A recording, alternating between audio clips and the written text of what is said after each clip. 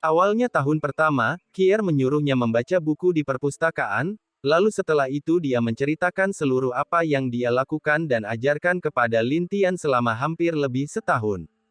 Setelah mereka mendengar ceritanya itu, betapa kaget luar biasanya mereka.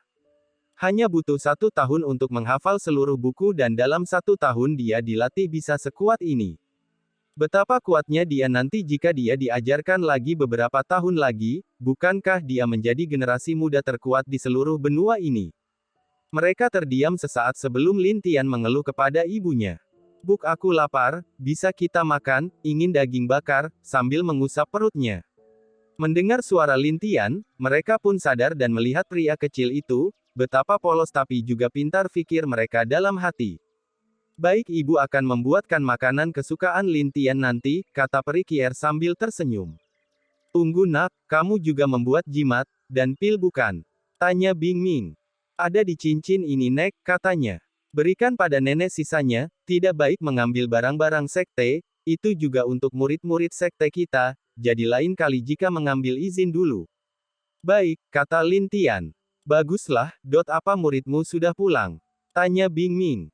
Lulu tadi pulang bersama saya guru, yang lain masih di sana. Lulu masuk 10 besar dan Jiang Yi mungkin besok akan bertanding untuk di peringkat pertama, katanya sambil tersenyum.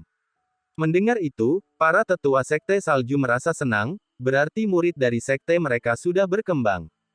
Baguslah. Bing Ming agak senang mendengarnya. Jika aku yang ikut, aku pasti akan memukul mereka dengan tinjuku, kata Lin Tian sambil melihat tinju kecilnya. Mendengar anak itu berbicara seperti itu, mereka hanya tersenyum saja. Kamu hampir membunuh para murid kami yang ada di sekte, jika kamu ikut di sini untuk itu, mungkin seluruh peserta yang bertanding denganmu akan mati sekali pukul. Pikir para tetua sekte langit. Anak ini, panggil Lulu ke sini agar membawa Aner bermain dulu, kata Bing Ming. Baik, kata Kier. Setelah itu dia mengeluarkan batu komunikasi dan memanggil Lulu untuk datang. Beberapa saat kemudian Lulu datang, dan membawa Lin Tian bermain keluar. Setelah itu di aula hanya tinggal mereka para tetua yang berkumpul dan masih agak canggung. Adik, itu sepertinya cucumu belum tahu cara mengendalikan kekuatannya. Walau dia hanya menggunakan tinjunya dan tidak ada ki, tapi dia masih berpikir tinjunya itu tidak kuat. Aku melihat bahkan tubuhnya sangat kuat, kata leluhur untuk memecah kesunyian itu. Kakak benar, aku mengajarinya semua yang ku tahu, tapi untuk itu aku memang tidak bisa, dan hanya menyuruhnya untuk tidak menggunakan ki-nya dan hanya menggunakan tangan kecilnya itu, katanya dengan menghela nafas. Bibi, apa kamu sudah mengecek kondisi tubuhnya? Tanya Bing Yang. Soal itu, aku bingung mau memberitahukannya kepada kalian atau tidak. Kenapa? Mereka bingung, kenapa leluhur Bing Ming bersikap seperti itu. Tapi jika kalian semua berjanji tidak memberitahukannya keluar dan hanya kita para petinggi yang tahu, aku akan setuju mengatakannya, jelas Bing Ming.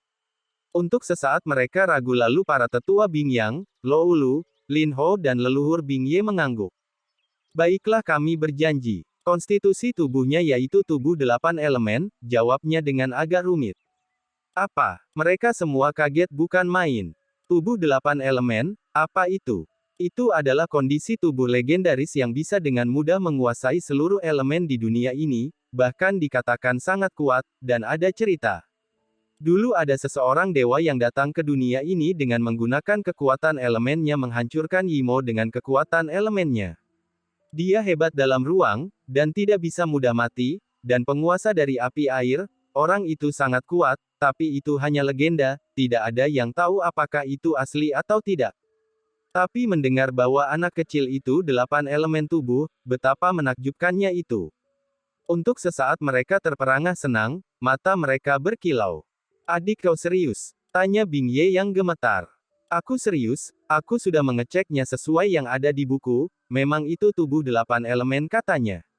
Mendengar itu, leluhur Bing Ye senang bukan main, dia berdiri dan lalu tertawa keras. Bagus, bagus, aku memiliki cucu yang memiliki 8 elemen. Lihat, lihat siapa yang berani melawannya saat dia sudah matang, sekte kami akan diberkahi, dia tertawa senang dan berkata dengan keras. Kakak tenanglah. Mendengar adiknya berbicara, leluhur Bing Ye agak malu dan duduk lagi. Aku hanya senang, katanya sambil duduk. Masalahnya Lin Tian bukan cucu kandungku, katanya. Apa? Bukankah dia anak muridmu adik? Jawabnya dengan bingung. Dia hanya anak angkatku yang kubawa ke sekte, paman, jawab Kier. Apa? Lalu dia itu, mereka semua bingung dan kaget mendengarnya.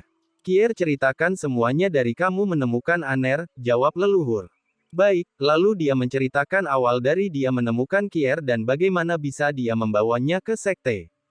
Setelah mendengar cerita Kier, mereka dari sekte langit agak terdiam. Seorang anak berumur sejak 1 tahun sampai 3 tahun dirawat oleh harimau lalu di umur segitu, sekitar 2 tahun dia hidup sendiri dengan makanan yang telah disediakan oleh seekor harimau iblis.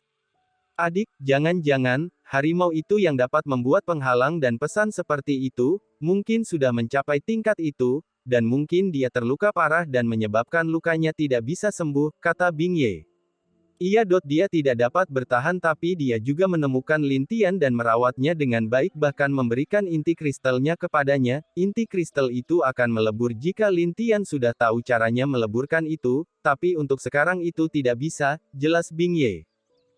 Bagaimanapun dia tetap cucuku, dan anak muridku, dan walaupun dia tidak hebat, aku tetap akan merawatnya, karena dia memanggilku nenek, dia tersenyum dan berkata kepada mereka. Iya guru, dia adalah anak pertamaku Lin Kier, tidak ada yang bisa menggertaknya, jawab Kier juga.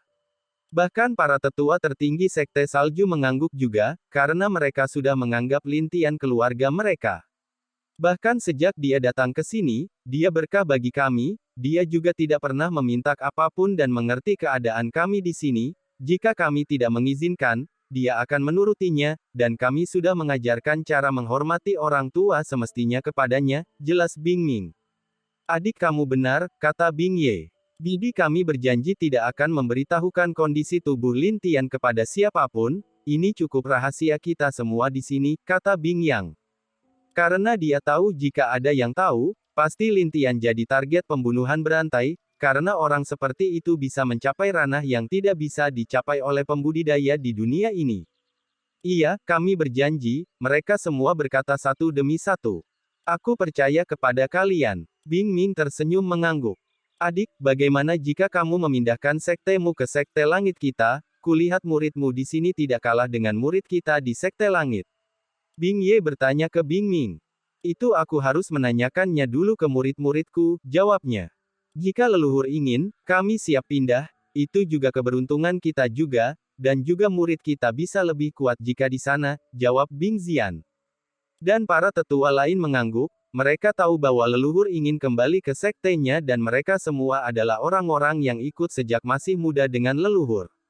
Ada yang diambil saat dia masih pengemis, ada keluarganya yang hancur karena musuh keluarganya dan ada yang ditelantarkan keluarganya. Selama ini mereka menganggap leluhur Bing Ming adalah ibu mereka, jadi kemana dia pergi mereka akan ikut. Kalian, Bing Ming tahu apa yang di pikiran mereka semua. Baiklah itu sudah sepakat, biarkan keponakanmu yang mengurusnya. Baiklah keponakan, aku serahkan semuanya kepadamu dan Bing Zian katanya. Baik bibi, dia menjawab dengan hormat.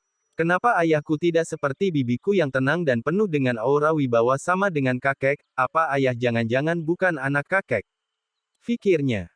Melihat anaknya seperti melihat dia dan adiknya seperti itu, dia tahu apa yang difikirkannya, dia berteriak marah.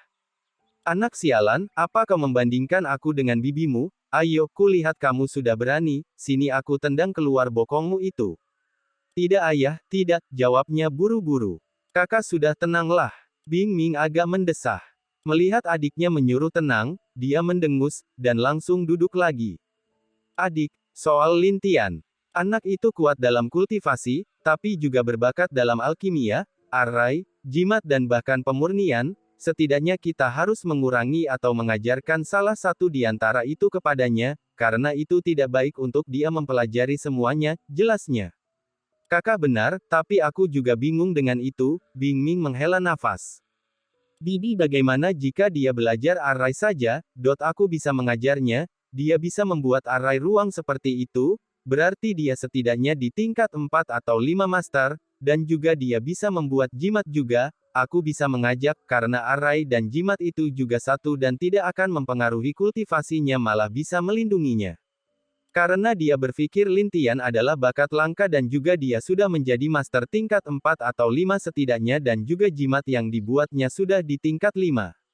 Tidak, elder besar, dia harus menjadi ahli alkimia, bahkan dia bisa mencapai tingkat raja alkimia muda, itu akan membuat bakatnya hilang jika diarai, kata salah satu tetua, yang mana tetua itu adalah tetua kelima dan seorang ahli alkimia tingkat raja awal, namanya Long Jiu. Di sekte memang ada leluhur yang sudah mencapai master alkimia tingkat puncak raja, tapi dia termasuk monster tua, jadi dia tidak terlalu peduli dengan dunia luar.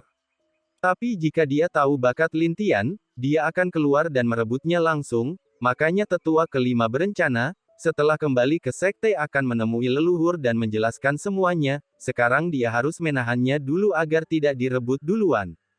Tidak, dia juga bisa pemurnian, harusnya dia berada di permunian, aku melihat senjata kecil yang dibuatnya cukup bagus, jika dioles lagi juga dia bisa jadi raja pemurnian juga, kata tetua keempat yang bernama Du Shaosu.